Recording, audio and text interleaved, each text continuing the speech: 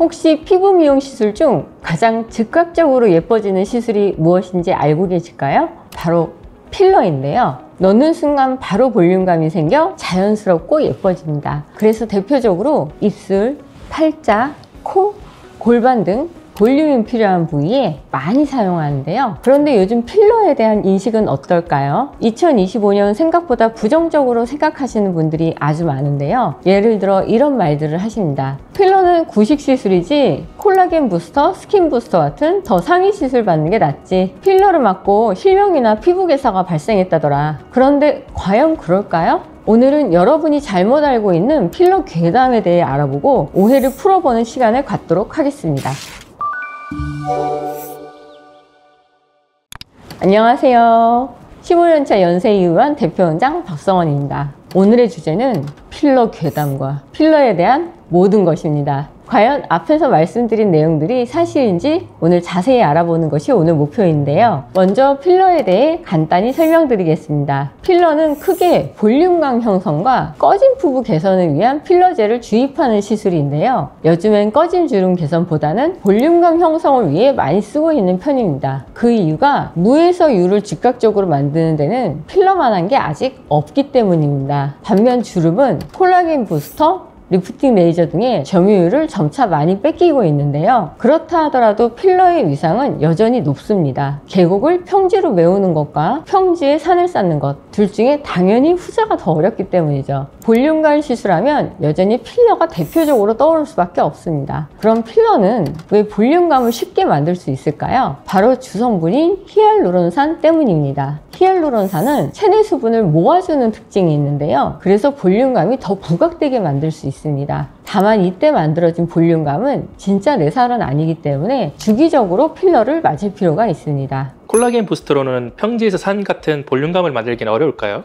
네, 콜라겐 부스터는 성분 자체가 자가 콜라겐 촉진을 유도하는 물질이기에 주름은 새살로 메울 수 있어도 빵빵한 입술 같은 볼륨감을 만들긴 어려움이 있습니다. 연장선상에서 필러는 생각보다 종류가 많고 부위에 따라 쓰이는 필러도 다른데요. 묽고 퍼지는 성질을 가진 필러도 있고 단단하게 자리를 잡아주는 필러도 있어요. 예를 들어 입술 같은 경우는 자연스럽게 볼륨이 살아나야 하고 비교적 묽고 퍼지는 타입의 필러젤을 씁니다. 반대로 코나 턱처럼 뼈 위에 라인을 세워줘야 하는 곳은 힘이 받쳐줘야 하니까 단단한 필러를 씁니다. 지금은 아마 체감 못하시겠지만 필러의 인기에 대해 설명드리면요. 과거 10년 전까지만 하더라도 대필러 열풍이 펴져서 너도 나도 필러를 사용했었습니다. 그래서 오래된 피부과 외벽을 보면 거의 무조건 이렇게 적혀 있었죠. 필러, 보톡스 이렇게 말이죠. 근데 여기서 본격적인 괴담이 시작되었습니다. 바로 필러를 맞으면 피부 괴사, 실명이 된다는 등 이야기입니다. 그리고 요즘에는 필러 맞으면 나중에 더 처진다는 말까지 돌고 있습니다. 여러분, 그런 거 정말 직접 보신 적 있으신가요? 필러 회사도 바보가 아니겠죠? 10년 전 필러와 지금 필러는 다른 게 많습니다. 옛날 필러들은 영구 필러라고 해서 안 넣는 성분도 많았고 입자도 큰 필러들이 많았습니다. 당시 대표적인 성분은 PMMA이고 아테필과 아테콜이라는 이름의 필러예요. 그래서 체내에서 아주 운이 없으면 혈관을 막거나 다른 조직까지 새어 들어가 문제를 만들곤 했었죠. 그러나 아까 말씀드린 대로 요즘은 거의 다 히알루론산 필러를 쓰고 있는데요. 일단 히알루론산 자체가 체내 크게 문제없는 성분일 뿐만 아니라 문제가 생기더라도 바로 녹이는 주사로 응급처치가 가능합니다. 정말 히알라제 한 방울이면 필러 싹 다 녹습니다. 부위 역시도 필러 시술이 계속 발전하면서 고도화되었는데요. 쉽게 말해 아무데나 넣는 것이 아닌 이제 쓸 곳이 어느 정도 정해져 있다는 것입니다. 예를 들어 눈꺼풀, 눈밑의 경우 울트라콜 같은 PDO 성분을 쓰고 있습니다. 파랗게 보이는 틴달 현상이 나타날 수 있기 때문이죠. 또 과도한 볼륨을 막기 위해선 깊게 넣어야 하기도 하고요. 반대로 입술, 골반 등은 사실상 필러만 쓰는 거죠. 그래서 시술 경험이 많고 피부 해부학적 구조를 잘 알고 있는 의사라면 필러 시술에 있어서 거의 문제가 발생하지 않습니다. 개인적으로 오히려 결절 제거의 어려움 같은 부작용을 감안하면 콜라겐 부스터나 보톡스가 더 주의해야 되는데요. 콜라겐 부스터, 예를 들어 주베르 볼륨, 스컬트라의 경우 직접적으로 녹일 수 있는 방법이 없습니다. 왜냐하면 이 제품들은 체내에서 콜라겐 생성을 유도하는 유도하는 원리이기 때문에 이미 내 피부에 자리 잡은 콜라겐은 주사 한 방으로 녹일 수가 없습니다. 물론 트리암시놀론 같은 스테로이드 주사로 어느 정도 결절을 풀 수는 있지만 다만 즉시 깔끔하게 녹지 않는다는 단점이 있습니다. 보톡스도 마찬가지인데요. 보톡스도 해독제가 없고 대부분 근육 보톡스이다 보니 근육과 신경에 직접 영향을 주는데요. 물론 보톡스가 열에 약하긴 하지만 시간이 지나 약효가 빠질 때까지 기다리는 수밖에 없어요. 그러니 보톡스 콜라겐 부스터를 받는다면 더 잘하는 의사,